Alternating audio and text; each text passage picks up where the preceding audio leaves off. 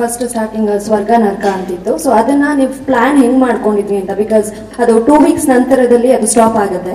So ಅದು through out ಫಿನಾಲೆವರೆಗೂ ಇರಬೇಕು ಅನ್ನೋ ತರ ಕಾನ್ಸೆಪ್ಟ್ ಇತ್ತ, ಅಥವಾ ಅದು 2 weeks ಎಂಡ್ ಆಗಬೇಕು ಅನ್ನೋ ತರ ಇತ್ತ ಅಂತ? 2 weeks ಇರೋದೇ ಪ್ಲಾನ್ ಇತ್ತು. ಇನಿಷಿಯಲ್ ಅಂದ್ರೆ ನಾವು ಸೀಸನ್ 10 ನಲ್ಲಿ ಸಮರ್ಥರು ಅಸಮರ್ಥರು ಮಾಡಿದ್ವಿ. ಅದೇ ತರ ಇನ್ನೊಂದು ಬೇಕಿತ್ತು, ಅದಕ್ಕೆ ಸ್ವರ್ಗ ನರ್ಕ ಅಂತ ಹೋಗ್ತೀವಿ. ನಮ್ಮ ಪ್ಲಾನ್ ಇದೆ 2 weeks ಅಷ್ಟೇ. 2 weeks ಆದ್ಮೇಲೆ ಅದು ಬ್ರೇಕ್ ಆಗುತ್ತೆ ಅನ್ನೋದು ಪ್ಲಾನ್. ಸಾರಿ, ಅಕಸ್ಮಾತ್ ಏನಾದ್ರು 2 weeks ಇಲ್ಲದೆ ಸೀಸನ್ ಪೂರ್ತಿ ಕಂಟಿನ್ಯೂ ಆದ್ರೆ ಸತ್ತೋಗ್ಬಿಟ್ಟಿದ್ರು ಮೇಡಮ್ ಜನ. ಯಾರು ಮೇಡಮ್ ಅರ್ಶನ ತಿಂತಾರೆ ಯಪ್ಪ. ನನಗೆ ಹೇಳೋದೇನು ಅಂದ್ರೆ, ರಿಯಾಲಿಟಿ ಶೋ ಅನ್ನೋದು ಬ್ಯೂಟಿಫುಲ್ ಕಾನ್ಸೆಪ್ಟ್. ಏನಕ್ಕೆ ಈಗ ಮಾತನ್ನ ಹೇಳ್ತಾ ಇದೀವಿ ಅಂದ್ರೆ, ನಾನು ತ್ರಿವಿಕ್ರಮ್ ಎಷ್ಟು ಮಂಜು ಆಗಿರ್ಲಿ, ಆಚೆಗಡೆ ಇವಾಗ ನಾವ್ ಹೆಂಗೋ ಇರ್ತೀವಿ ಅದು ಬೇರೆ ಕತೆ. ಬಟ್ ಆದ್ರೆ ಒಳಗಡೆ ನಮ್ ಕೈದೇ ಕೊಡ್ತಾ ಇದ್ದಿದ್ದು ಹೋಗೋದಾಗಿ ಹೇಳ್ಬೇಕು ಅಂದ್ರೆ, ನಾವೆಲ್ಲ ಭಿಕ್ಷೆ ಬೇಡ್ಕೊಂಡ್ಬಿಡ್ತೀವಿ, ಕೊಡಿ ಸರ್, ಇನ್ನೊಂದು ಕೊಡಿ ಸರ್ ಅದೆಲ್ಲ.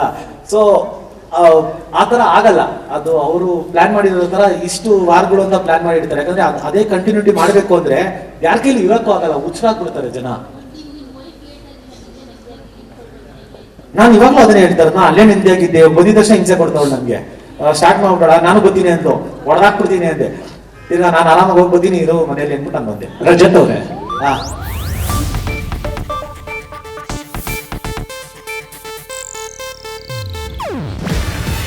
ಇದು ಏಷ್ಯಾನೆಟ್ ನ್ಯೂಸ್ ನೆಟ್ವರ್ಕ್ ಪ್ರಸ್ತುತಿ. ನೀವು ನೋಡ್ತಿದ್ದೀರಾ ಏಷ್ಯಾನೆಟ್ ಸುವರ್ಣ ನ್ಯೂಸ್.